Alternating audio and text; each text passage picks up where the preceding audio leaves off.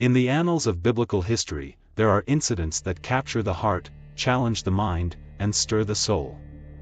Among these tales, the story of Jonah stands out, not just as a narrative of a prophet's journey, but as a profound exploration of God's mercy, human frailty, and the power of repentance. Jonah's tale is one of adventure, divine intervention, and unexpected grace, where the mighty hand of God moves through the seas, storms, and even the hearts of the most unlikely people.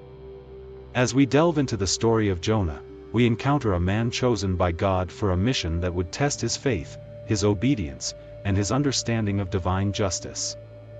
But this is not merely a story about Jonah, it is a reflection of our own spiritual journey, our struggles with God's call, and the incredible depth of God's compassion for all his creation.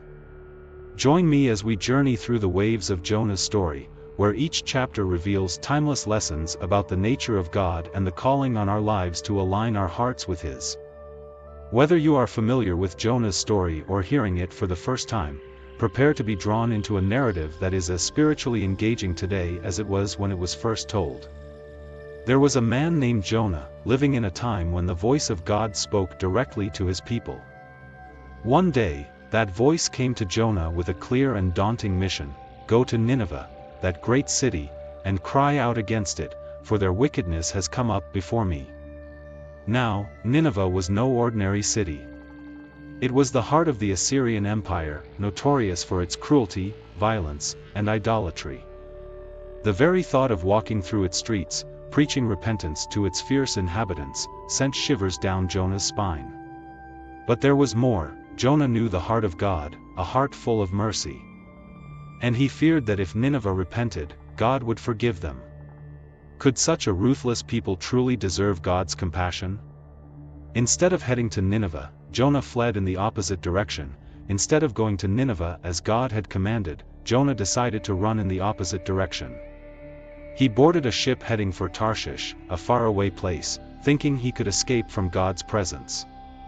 But can anyone really escape from God? As the ship sailed, a powerful storm suddenly hit, so fierce that it nearly broke the ship apart. The sailors, who were experienced and tough, were terrified. They started praying to their gods and threw the cargo overboard to make the ship lighter, but the storm only got worse. Down in the ship's hold, Jonah slept, an uneasy sleep, as if trying to escape the turmoil within his soul. The captain, finding him there, shook him awake, saying, "How can you sleep? Get up and call on your God. Maybe he will take notice of us so that we will not perish." As the storm raged, the sailors cast lots to find out who was responsible for this disaster, and the lot fell on Jonah. They questioned him, and Jonah confessed, "I am a Hebrew, and I worship the Lord, the God of heaven, who made the sea and the dry land. I am running away from him." The sailors were even more afraid. "What should we do to you to make the sea calm down for us?" Jonah knew what must be done. He looked at the waves and said, "Pick me up and throw me into the sea, and it will become calm. I know that it is my fault that this great storm has come upon you." With heavy hearts, the sailors did as Jonah said, and as they threw him overboard, the sea grew calm, a miraculous stillness that left them in awe. They offered sacrifices and made vows to the Lord, recognizing His power. But what of Jonah? As he sank into the depths, a great fish, prepared by God, swallowed him whole. For 3 days and 3 nights, Jonah was in the belly of the fish, alone with his thoughts, his fears, and his God. Imagine being trapped in total darkness, surrounded by the cold, slimy walls of a creature's belly, with the only sounds being the eerie gurgles of the fish's insides and the distant echo of the ocean.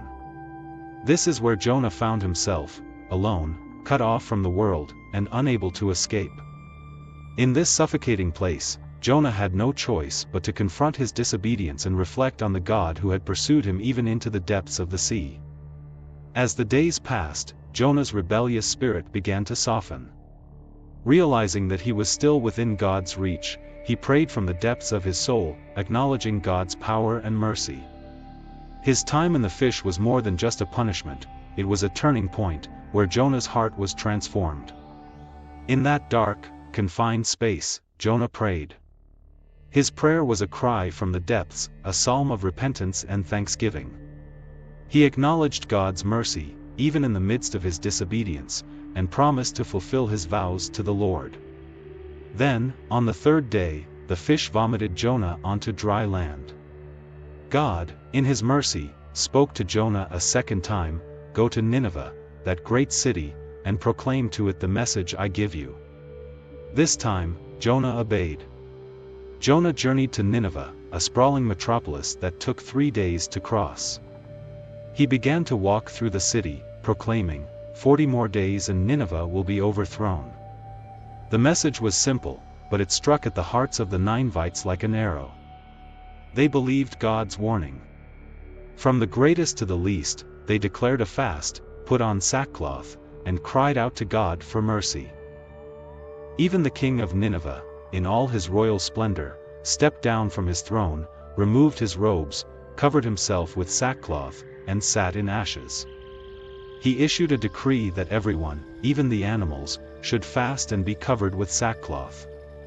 "Let everyone call urgently on God," the king commanded. "Let them give up their evil ways and their violence. Who knows? God may yet relent and with compassion turn from his fierce anger so that we will not perish." And God, who is always ready to forgive the truly repentant, saw their deeds, that they turned from their evil ways. His heart of compassion moved, and he relented, sparing the city from destruction. But Jonah was not pleased. He was angry, furious, even. "Isn't this what I said, Lord, when I was still at home? That is what I tried to forestall by fleeing to Tarshish. I knew that you are a gracious and compassionate God, slow to anger and abounding in love, a God who relents from sending calamity. Now, Lord, take away my life, for it is better for me to die than to live." Jonah's heart was heavy with frustration and confusion. Why should Nineveh, a city so wicked, be spared? Wasn't justice due? God, however, was not finished with Jonah. He asked, "Is it right for you to be angry?" Jonah, still wrestling with his emotions, left the city and made himself a shelter, sitting in its shade, waiting to see what would happen to Nineveh.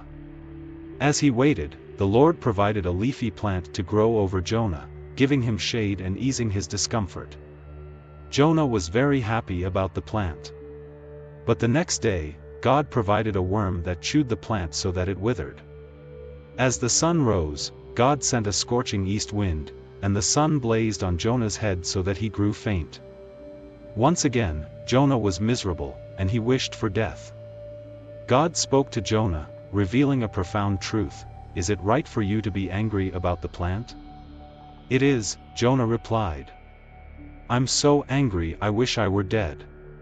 The Lord said, "You have been concerned about this plant, though you did not tend it or make it grow. It sprang up overnight and died overnight. Should I not have concern for the great city of Nineveh, in which there are more than 120,000 people who cannot tell their right hand from their left, and also many animals?" And with that, the story leaves us with a powerful question, a question that resonates through the ages: how great is the mercy of God? How boundless is his compassion? We see in Jonah a reflection of our own struggles, our own fears, and our own limitations. Yet, through it all, God teaches us that his love is far greater than we can imagine, extending even to those we may deem unworthy. In the story of Jonah, we are reminded that God's ways are higher than our ways, and his thoughts are higher than our thoughts. His desire is not to bring destruction but to bring hearts to repentance, to save, and to heal. The question for us is, will we embrace this divine compassion and extend it to others, even those we find difficult to love? This is the story of Jonah, not just a tale of a reluctant prophet, but a profound lesson in the boundless grace and mercy of God, a lesson that challenges us to see the world through his compassionate eyes.